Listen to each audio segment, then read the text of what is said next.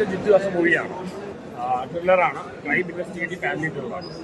പക്ഷേ ജിത്തു വർഷം ഇപ്പോൾ ത്രില്ലർ മാത്രം ചെയ്യുന്നുണ്ട്, വേറൊരു ജോണ്ട് പിടിക്കുന്നുണ്ട്. പിന്നെ ആക്ടിങ്ങിലെ നല്ല എല്ലാവരും പെർഫോം ചെയ്യുന്നുണ്ട്. ജോജോട്ട് കണക്ട് ചെയ്യുന്നുണ്ട്.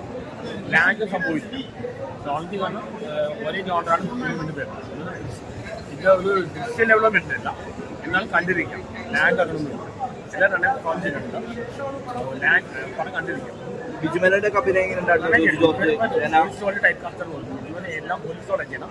ഇതുപോലെ നല്ല എക്സ്പ്രഷൻ വരുന്നുണ്ട്. ജോർജ് ജോർജ് ആണെങ്കിലും ലെനയാണെങ്കിലും എല്ലാവരും പെർഫോമൻസിനും കുഴപ്പമില്ല. പക്ഷേ നല്ല ഇന്റലിജൻസ് കിട്ടുവാണ്, പക്ഷേ ലോജിക് എറേഴ്സ് ഉണ്ടാവും.